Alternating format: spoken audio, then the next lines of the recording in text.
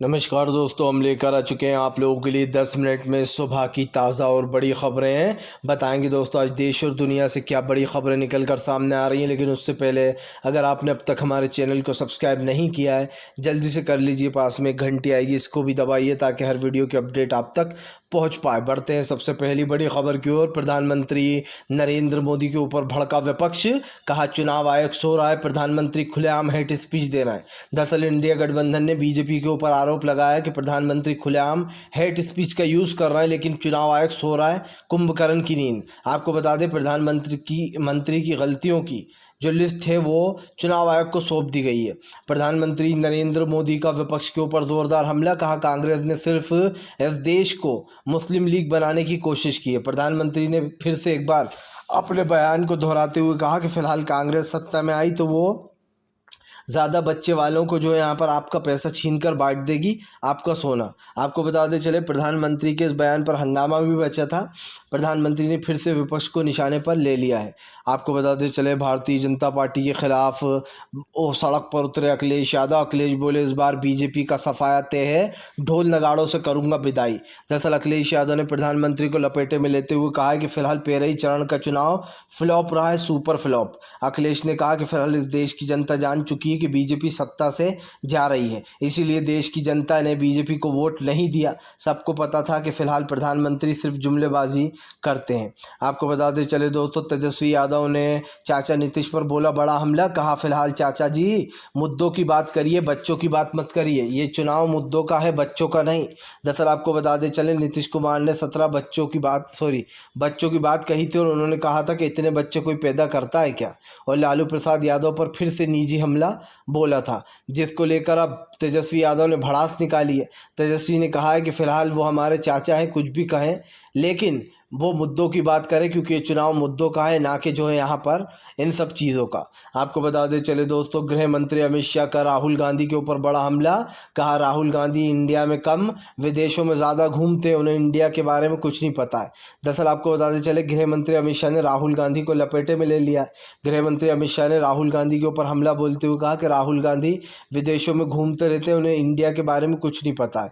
यही नहीं, गृह मंत्री अमित शाह ने कहा कि फिलहाल तीसरी बार भी हम सरकार बनाएंगे और इंडिया गठबंधन देखता रह जाएगा। आपको बताते चले दोस्तों प्रधानमंत्री नरेंद्र मोदी के ऊपर फट पड़े राहुल गांधी, कहा तानाशाह की एक और असली तस्वीर देश के सामने आ गई है।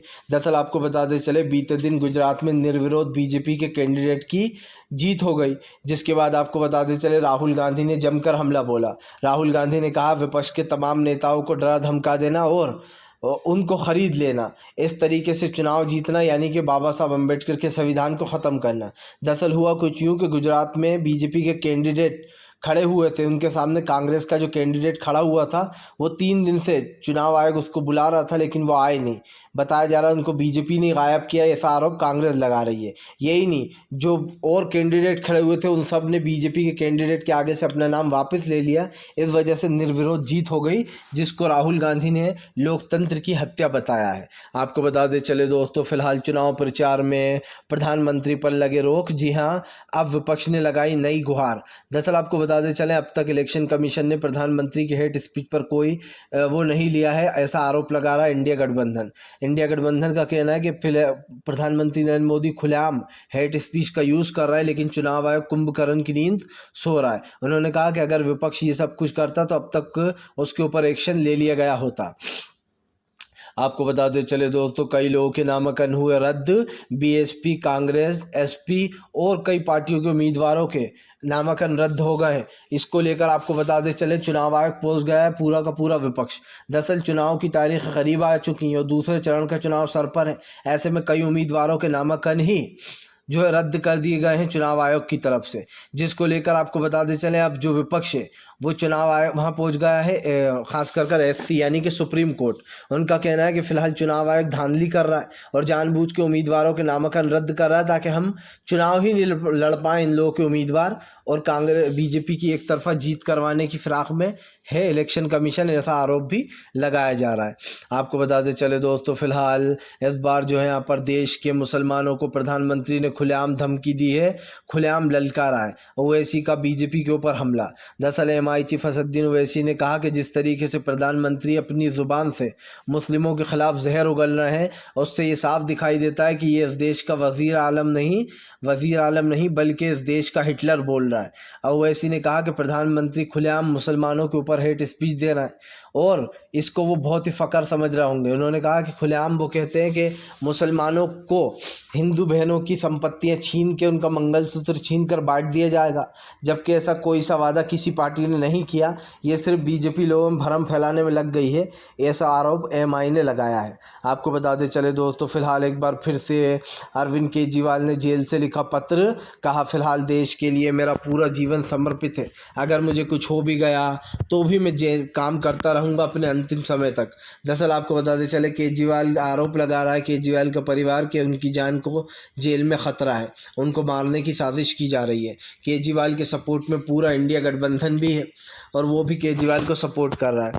कई लोग तो ये भी पूछ रहे हैं कि केजरीवाल तो हिंदू ही है, तमाम नेता हिंदू है, राहुल गांधी हिंदू है, तेजस्वी यादव हिंदू है, फिर इन लोगों को प्रधानमंत्री आतंकवादी या फिर शहजादे या फिर भारी कहकर क्यों चढ़ाते हैं? क्योंकि जाहिर सी बात है, वो विपक्षी आरोप लगा रहा है कि बस आप ही सबसे बड़े हिंदुत्ववादी हो, जो कि रात के अंधेरे में मंदिर गिरवा देते हो और जनता को धोखा देते हो कि हम हिंदुत्व के रक्षक हैं। आपको बताते चले दोस्तों, फिलहाल एक बार फिर से देश में दोस्तों इतिहास दोहराएगा। जी हाँ, दरअसल आपको बताते चले, कांग्रेस नेता राहुल गांधी ने प्रधानमंत्री को चैलेंज दिया है, कहा है फिलहाल एक बार फिर से इतिहास दोहराएगा। जैसे 2004 में अटल बिहारी वाजपेयी ने मुँह की खाई थी शाइन इंडिया में, वैसे ही बीजेपी 20 साल बाद इतिहास दोहराने जा रहा है। 2024 में बीजेपी मुँह की खाएगी और सत्ता से बाहर हो जाएगी।